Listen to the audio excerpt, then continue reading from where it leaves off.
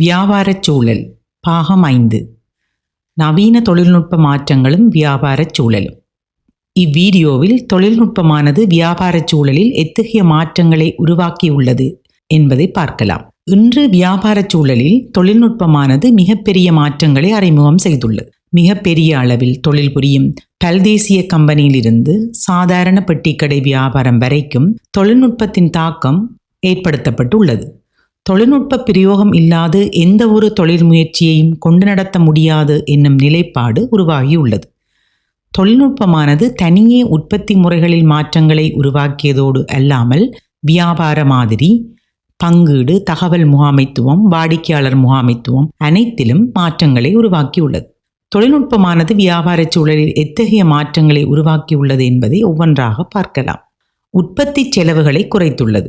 வாடிக்கையாளர் அல்லது நுகர்வோர் எப்போதும் மிக குறைந்த விலையில் அதிக தரத்துடன் பொருட்கள் சேவைகளை பெற்றுக்கொள்ள விரும்புகிறார்கள். வியாபார சூழலில் சந்தை பங்கை அதிகரிப்பதற்கான ஒரு வழியாக செலவை குறைத்துக் கொள்வதை வியாபாரிகள் தந்திரோபாயமாக கருதுவார்கள். இதன் மூலம் பொருட்களுக்கான விலையை குறைந்த மட்டத்தில் அறிமுகம் செய்வதனால் செலவுகள் குறைக்கப்பட்டு அச்செலவு குறைப்பானது நுகர்வோருக்கு விலை குறைவான பொருட்களின் கிடைப்பனவை அதிகரித்துள்ளது. சேவைத்துறையில் வலைப்பின்னல் அறிமுகமானது வாடிக்கையாளர் சேவை வளங்களை இலகுபடுத்தி உள்ளது. தொழிலாளருக்கான சேவை கிரயத்தை குறைத்ததோடு வாடிக்கையாளருக்கான 24 மணி நேர சேவைக்கும் வாய்ப்புகள் உருவாகியுள்ளது. இதனால் இணையதளத்தினூடாக வாடிக்கையாளர் கேள்விக்கு பதிலளிப்பதன் மூலம் இலகுவான விரைவான வாடிக்கையாளர் சேவைகளை பெறக்கூடியதாக உள்ளது. தொலைபேசி, எலக்ட்ரானியல் தபால் போன்றவற்றின் மூலம் குறைந்த விலையில் பொருட்களை கொள்வனவு செய்யக்கூடிய வாய்ப்புகள் அதிகரித்துள்ளது. போட்டியாளர்களை விடவும் மிக விரைவான தொழில்நுட்பங்களை அறிமுகம் செய்வதன் ஊடாக போட்டி நன்மைகளை விரைவாக அடைந்து கொள்ள முடியும். வியாபார சூழலின் உள்நுழைவதற்கான தடைகளை உருவாக்கியுள்ளது. குறிப்பிட்ட ஒரு தொழில்துறையின் வியாபாரங்களை மேற்கொள்ள சிறிய கம்பெனிகள் தம்மை வேறு நிறுவனங்களில் இருந்து வேறுபடுத்துவதற்கு தொழில்நுட்பத்தை வேறுபடுத்தும் காரணியாக பயன்படுத்துகின்றன. மிகவும் அதிக கிரயம் கொண்ட தொழில்நுட்பத்தை முதலீடு செய்வதில் சிக்கல் தன்மை கொண்ட நிறுவனங்கள் தமது போட்டியாளர்களை வெற்றி கொள்வதற்கும் அவர்களிடமிருந்து தம்மை வேறுபடுத்துவதற்கும் உரிய செலவு அதிகமாக இருப்பதால் புதிய நிறுவனங்கள் வியாபார சூழலுக்குள் நுழைவது கடினமாக இருக்கிறது. இவ்வாறான தொழில்நுட்ப அறிமுகமும் அணுகுமுறையும் வியாபார சூழலில் போட்டியாளர்கள் உள்நுழைவதற்கான தடைகளை உருவாக்கியுள்ளது.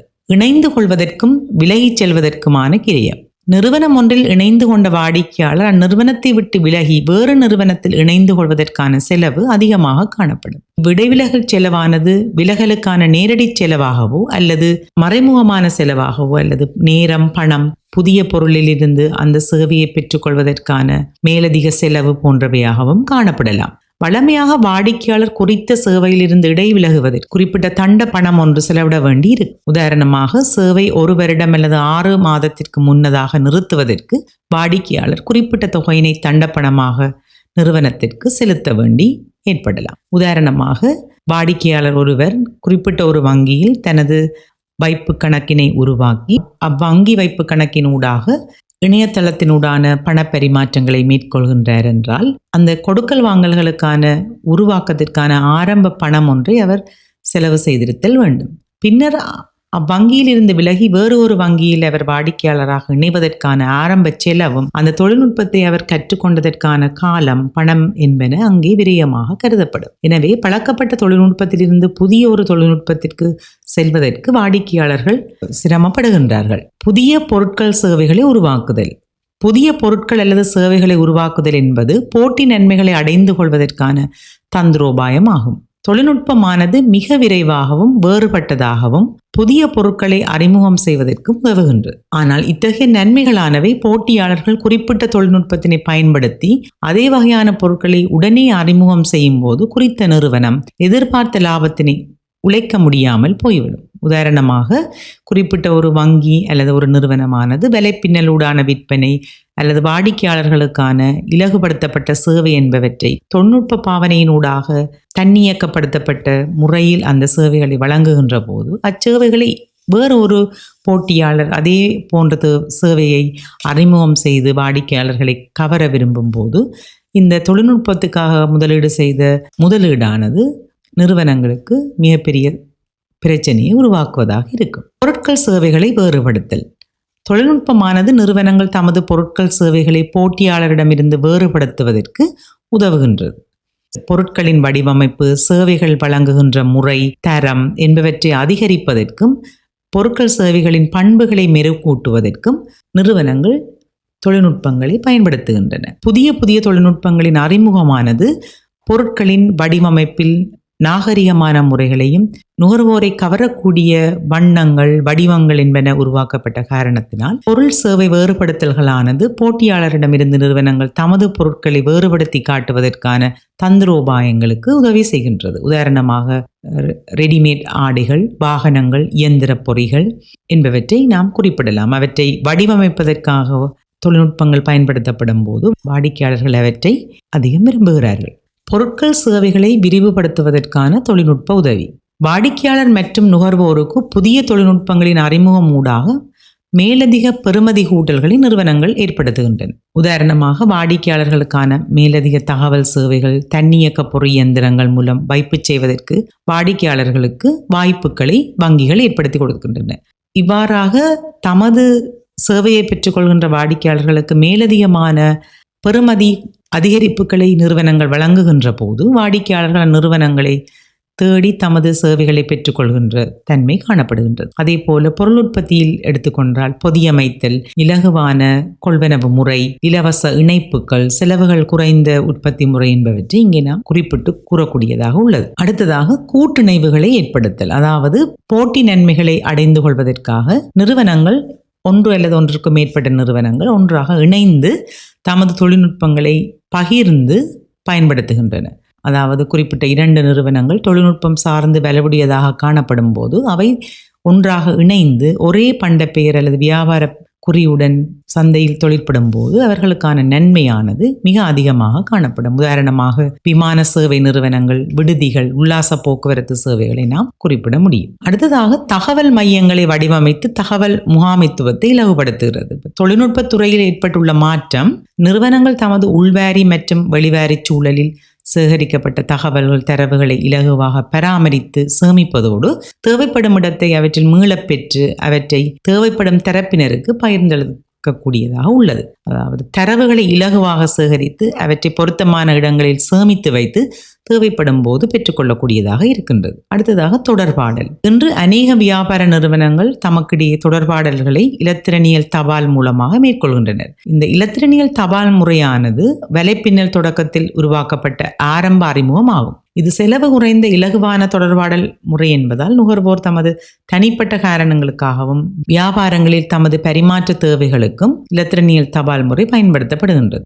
நேரடி தொடர்பாடல் வலைப்பின்னல் மூலமாக ஓசை மற்றும் ஒளிப்படங்கள் பரிமாற்றல், வீடியோக்களை வெளிப்படுத்தல் போன்ற நன்மைகளையும் அனுபவிக்கக்கூடியதாக உள்ளது. குறிப்பாக இத்தொடர்பாடல் வசதியை நாம் இன்று பார்க்கும் போது இந்த COVID-19 வைரஸ் பரவலாக்கமானது நிறுவனங்கள் தமது வாடிக்கையாளருடன் தொடர்புபடுவதற்கும் நிறுவனங்களில் பணிபுரியும் ஊழியர்கள் தமது ஊழியர்களுடன் தொடர்புபடுவதற்கும் பல சவால்கள் உருவாகி உள்ளது. இச்சவால்களை சமாளிப்பதற்கான பல மென்பொருள்கள் அறிமுகம் செய்து அம்மென்பொருட்கள் ஊடாக நாம் கூட்டங்களை நடாத்துவதற்கும், கல்வியை பயில்வதற்கும், நிகழ்ச்சிகளை நடாத்துவதற்கும், சேவைகளை வழங்குவதற்குமான சில மென்பொருட்கள் அறிமுகப்படுத்தப்பட்டிருக்கு. இந்த மென்பொருட்கள் மூலமாக இத்தொடர்பாடல்கள் மிக இலகுவாக்கப்பட்டு சமூக இடைவெளியை பேணக்கூடிய நிலையில் தொடர்பாடல் வசதியை பெற்றுக்கொள்ளக்கூடியது இந்த தொழில்நுட்ப மாற்றத்தினால் உருவாக்கப்பட்டது. அடுத்ததாக கையிருப்பு முகாமைத்துவம். நிறுவனங்களுக்கான கேள்வி ஏற்படும் போது தேவைப்படும் சரக்கு மட்டத்தினை பேணுவதனூடாக நுகர்வோருடைய கேள்விக்கேற்ப கையிருப்பு மட்டங்களை பேண வேண்டியது நிறுவனங்களினுடைய கடமையாகும். இந்த கையிருப்பு முகாமைத்துவத்தை பேணுவதற்கான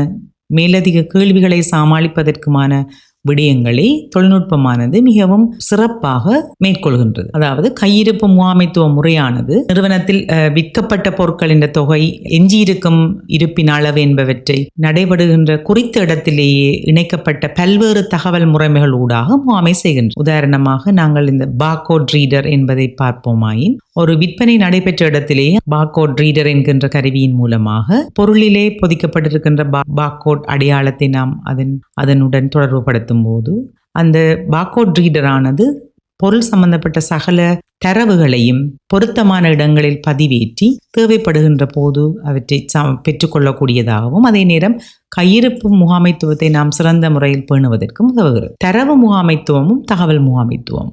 நிறுவனங்கள் தமது தரவுகளை அதிகளவான கோப்புகள் அல்லது அவற்றை பராமரிப்பதற்கான அலுமாரிகள் என்ற தேவைகள் வேண்டியில்லாமல் மிக குறைந்த இடத்தில் அதிக தரவுகளை சேமித்து பாதுகாப்பான முறையில் பேணக்கூடியதாக இருக்கிறது. எனவே இங்கே புவியியல் குடியியல் சார்ந்த தடைகளை தாண்டி தரவுகளை பெற்று நிறுவனங்கள் தமக்கு தேவையான தரவுகளை மிக குறைந்த செலவில் வேகமாகவும் தேவைப்படுகின்ற அனைத்து விடயங்களையும் முகாமை செய்யக்கூடியதாக உள்ளது. அடுத்ததாக தகவல் முகாமைத்துவ முறைமை. தகவல் முகாமைத்துவ முறைமை என்பது கணனிகளை ஒன்றிணைப்பதன் மூலம் உருவாக்கப்பட்ட கணனிமயப்படுத்தப்பட்ட தகவல் முகாமைத்துவ முறை என்று கொள்ளப்படுகிறது. இது ஒரு தந்திரோபாய திட்டமிடல் செய்முறையாக காணப்படுகின்றது. அதாவது ஒரு நிறுவனத்தின் விற்பனை, உற்பத்தி, ஊழியர், சந்தைப்படுத்தல் போன்ற சகல தந்திரோபாய திட்டங்களையும் நடைமுறைப்படுத்துவதற்கு தேவையான உள்ளீட்டு தரவுகளை அந்தந்த தகவல் முறைமையில் பெற்றுக்கொண்டு அவற்றை தேவையான நேரங்களில் பகிர்ந்தளித்து அவற்றின் மூலம் தீர்மானங்களை எடுத்து எதிர்காலங்களில் மேற்கொள்ள வேண்டிய தந்திரோபாயங்கள் மற்றும் தீர்மானங்களை நடைமுறைப்படுத்துவதற்கும் இந்த தகவல் முகாமைத்துவ முறைமையானது உதவி செய்கின்றது. அடுத்ததாக வாடிக்கையாளர் உறவு முகாமைத்துவம். வாடிக்கையாளருடனான உறவு நிலையை மேம்படுத்துவதற்கு நிறுவனங்கள் தொழில்நுட்பத்தை பல வகைகளில் பயன்படுத்துகின்றன. வாடிக்கையாளருடைய தகவல்களை திரட்டி அவர்களுடன் துக்கங்கள், மகிழ்ச்சிகளை பகிர்ந்து கொள்வதற்கான செய்திகளை அனுப்புவதற்கு தேவையான தரவுகளை நிறுவனங்கள் பேணி பொருத்தமான காலத்தில் பொருத்தமான தகவல்களை அவர்களுக்கு வழங்குவதற்கும் தொழில்நுட்பம் உதவி செய்கிறது. புதிய தொழில் வாய்ப்புகளும் புதிய துறைகளும் அறிமுகப்படுத்தப்பட்டுள்ளன. தொழில்நுட்பத்தில் மிக வேகமான வளர்ச்சியானது பல துறைகளை அறிமுகப்படுத்தி இருக்கிறது. தொழில்நுட்ப கட்டுமானங்களுக்கான பொருட்கள், அவற்றை இணைப்பதற்கான சேவைகள், மென்பொருள் வடிவமைப்பு, இணையதள வடிவமைப்பு, தன்னியக்க பொறியமைப்பு போன்ற புதிய உபதுறைகள் உருவாக்கியுள்ளது. இத்துறைகளின் புதிய தொழில் வாய்ப்புகள் உருவாகியுள்ளதால் வியாபார சூழலில் புதிய நிறுவனங்களின் உருவாக்கமும் ஏற்கனவே உள்ள நிறுவனங்கள் தமது தொழில் முறைகளில் பன்முகப்படுத்தப்பட்ட புதிய அணுகுமுறைகளை உருவாக்குவதற்கும் உதவி செய்கின்றது. குறிப்பாக இந்த தொழில்நுட்ப பாவனையில் உருவாகியுள்ள தரவுகளை முறையற்று பெறல், நீதி நெறியின்மை மற்றும் தரவுகளை தாக்கும் வைரஸின் தாக்குதலுக்கான புதிய உருவாக்கம் என்பன இன்றைய வியாபார சூழலில் அவசியமான ஒன்றாகவும் காணப்படுகிறது. எனவே இந்த தரவு முகாமைத்துவம் தொழில்நுட்ப பாவனையினால் ஏற்படுகின்ற பிரச்சனைகளை சமாளிப்பதற்கான பல்வேறு துறைகளும் உருவாக்கம் பெற்றுள்ளன. இதனால் புதிய தொழில் வகைகளும் அறிமுகப்படுத்தப்பட்டுள்ளன. நிறுவனங்களில் மாத்திரமன்றி தொழில்நுட்பங்களின் சிறப்பாக இத்துறை சார்ந்த வல்லுநர்களுக்கான கேள்வியும் அதிகரித்துள்ளது. இன்றைய வியாபார சூழலில் தொழில்நுட்ப வளர்ச்சியின் விளைவால் வியாபார நிறுவனங்கள் எத்தகைய மாற்றங்களை கண்டிருக்கின்றது என்பதை பற்றி பார்த்தோம். இத்தகைய வளர்ச்சியானது எவ்வாறு நாள்தோறும் வளர்ச்சி அடைந்து வருகின்ற தொழில்நுட்ப காரணியானது வியாபார சூழலில் பல்வேறு வகையான மாற்றங்களையும் நன்மைகளையும் தீமைகளையும் ஏற்படுத்தி உள்ளது என்பது நாம் அனைவரும் அறிந்த உண்மையாகும். மீண்டும் அடுத்த வீடியோவில் உங்களை சந்திக்கும் வரை உங்களிடமிருந்து விடைபெறுகின்றேன். நன்றி, வணக்கம்.